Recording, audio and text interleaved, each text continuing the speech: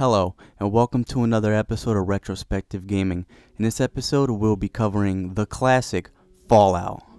Now, I was very eager to bring this episode on this classic game to you guys, but before we move on, I want to mention a couple of things. One, I am using the Fallout Fixed mod, and it's a mod that I recommend highly. And to all you purists out there, don't worry, you can download a version of the mod that just fixes the technical issues without changing the game at all. So I highly recommend it. And two, you guys know how I do it. This is going to be as spoiler free as possible. That's just how I do it. But let's move on to Fallout. You're here. Good. We've got a problem. A big one. The controller chip for our water purification system has given up the ghost. Can't make another one, and the process is too complicated for a workaround system. Simply put, we're running out of drinking water. No water, no vault. This is crucial to our survival. And frankly, I think you're the only hope we have. You need to go find us another controller chip. We estimate we have 4 to 5 months before the vault runs out of water. We need that chip. We marked your map with the location of another vault. Not a bad place to start, I think. Look, just be safe, okay? The story starts off with you, the Vault Dweller, leaving your vault to be sent on a mission to find the water chip to save Vault 13. Now, don't worry, there is a hell of a lot more to the story than that. It's way deeper than you think.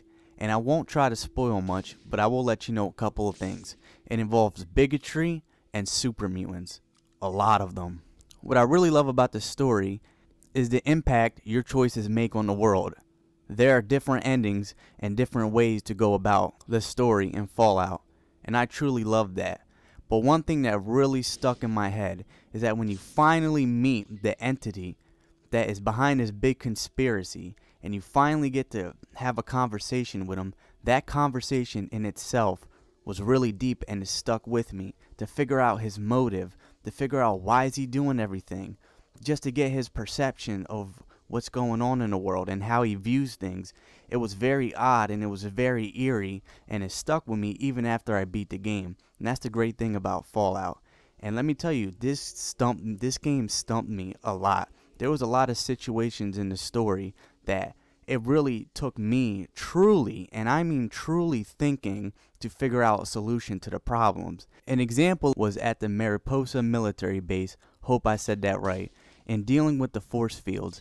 Now, I vowed to beat this game without any sort of walkthrough whatsoever, and it took me a long time on my first playthrough to figure out how to disable these force fields, and it stumped me, and I was at the point where I was ready to give up and finally look up a way how to do it. So when I finally accomplished that, when I finally disabled the force fields and got through the area, it really gave me a sense of accomplishment that made me feel good for using my brain to get out of a situation. And not many games do that. You see, lots of games just point you in the direction where you need to go and let you know right off the bat what you need to do. They give you instructions and all you have to do is follow it. Not in this game. You truly have to think for yourself and really use your head to get out of these situations.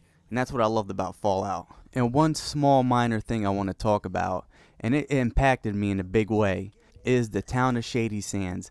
Now, when you enter with your when you enter the town with your gun equipped, the people will tell you to put your weapon away. Now, in most games, this is just an empty threat, and they never follow up on anything they mean, and you can just walk through the town unless you attack anybody unharmed. But when I entered this town with my gun, everyone in the town tried killing me, and that's another thing that I love about Fallout, the small things like that that really bring you into the world. And the last thing that really stuck with me about the story in Fallout is the feeling that you really have to survive. You see, when you're traveling the world, you run into random encounters, and they can be anything. Sometimes enemies you can face, and other times enemies you have no business being in battle with, and you better get your ass out of there or you're dead. And that feeling of hopelessness, that feeling of surviving, especially in the beginning, really drew me into the world very fast. So different endings, truly freedom in the ways you get to handle things in the world.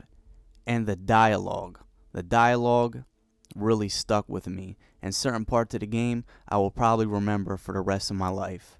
I mean it, and that's why the story is, in my opinion, fantastic in Fallout, and you have to play it to believe it and see it for yourself. The one thing I can say about the gameplay in Fallout is that it does not hold your hand, and it does require thinking, and it handed me my ass a couple of times on a silver platter. I'm not playing. You see, combat is turn-based, which means you have to think your strategies out, and you have to really understand, is this battle worth going into or not? And AP determines everything you do. How many steps you could take, how many times you can fire your gun. If after firing your gun you can use a stim pack to heal yourself really quick. And trust me, especially for newcomers, it can be difficult. Let me give you an example. Now, when I first played this game, it was pretty hard, I'm not gonna lie. I thought that just because I played Fallout 3 in New Vegas before, that I was gonna come into this game and whip ass. But my ass got handed to me. And this game humbled me very quick. And one of those times is when I finally got the hunting rifle.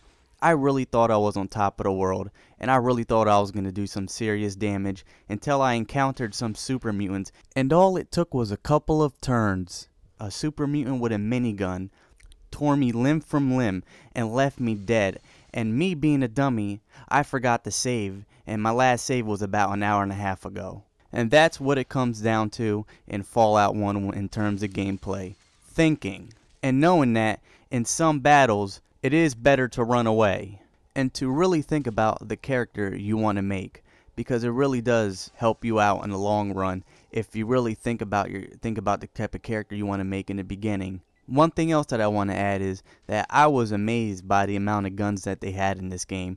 You see, since this game came out in the late 90s, I really thought it wasn't going to have much an assortment of weapons, but it really did had a lot of good weapons in this game. But me, if you want some advice from me personally, energy weapons are your best friend, especially later in the game. They helped me out tremendously. And I know what some of you are thinking. Can you aim at enemies' certain body parts like the head or arm? Yes, you can. Don't worry about that. But no slow motion cam this time, guys. Now, there are a couple negatives that I found. Number one, followers. Like in most games, I feel that they just get in the way more than they do help. And the second thing is bugs. There are quite an amount of bugs in this game. Now, did I find anything game breaking? Really no, just annoyances. But there was one time where this area kept on repeating after I tried moving on to the next area, and I had to reload the last save. So that was the only time that happened, and I didn't have no problem after that. But yeah, you just a little warning, like every other game, there are bugs, but nothing that I found too bad, but still, some might annoy you. One last thing before we move on to sound and atmosphere. On the topic of perks and skills, there are some skills that I've honestly found completely useless, and I'm not calling it a negative or anything. It really depends on the type of person, I guess, but I just found some of the skills completely useless. And on perks, I just tended to focus only on the perks that help me out in combat. But like I said, it's an open-ended game. You're free to make the character that you want, and that's the beauty of Fallout. And I can tell you that the first time I played this game, I'm not gonna lie, I made a bad character, and he got his butt handed to him plenty of times. Luckily I restarted. Now let's move on. When it comes to sound and atmosphere, Fallout is one of the best games to ever do it. Now, some characters do have voice acting, and I have no problem with their voice acting because they do it pretty well. And the guns and the way everything sounds is perfectly fine to me. But what I really want to talk about is the soundtrack. The soundtrack is nothing short of phenomenal. It is that amazing. And one of the first times that I really discovered how great the soundtrack was is when I put my headphones in and I went into Vault 15 and I heard this odd music, this eerie. It had me right on my feet. It had me feeling that impending doom was right around the corner and that I had to be on my feet and be ready for anything. And that's what the music in Fallout does. The soundtrack is amazing. Each track that I've heard, I fell in love with. And I love this so much that I downloaded it because it was that great. I'm not kidding. And it blends in and it matches the atmosphere perfectly, whether you're going into the Brotherhood of Steel headquarters, or you're going into Vault 13, or you're going into the military base. No matter where you go in the world, the atmosphere is top notch, and it should keep you on your toes no matter where you go. And this is one of the games that prove that you don't have to have that graphics is not everything. And when the art direction, soundtrack, and everything else is on point, graphics take a back seat to everything else. And that's how good Fallout is. I highly recommend Fallout. The atmosphere in this game is brilliant, and the soundtrack is fucking amazing. The whole game is amazing, and I highly recommend it. Now, there are some issues that I had with bugs, and if you play this game, you're probably going to encounter them, but that shouldn't stop you for trying it out. And I especially recommend this to people that only know of Fallout through Fallout 3 and Fallout New Vegas. Try this game out, and I'm pretty sure you'll love it, and after that, go try Fallout 2. This game can be hard for newcomers, but it's not impossible. Just learn the mechanics and use your brain, and you'll be fine. And thanks for watching another episode. Now, this video kicked off the summer of Fallout for my channel. Now, for those of you who don't remember or don't know, that basically means the first video of every month of summer is going to be a Fallout game, which means the first video next month will be Fallout 2, and the other month after that, Fallout 3. I already did an episode on Fallout New Vegas, so if you're interested, go check that out. And I might do an episode on Fallout Tactics this summer, but it's most likely going to come out after summer. But that doesn't mean that I'm not doing videos for the rest of the summer. There will be other videos on this channel, so don't worry. So I hope you guys are doing well, and I hope you stay well, and have a great day. And if you haven't subscribed to my channel, why not check the rest of my content out and consider subscribing and supporting me by hitting that subscribe button. Have a great day.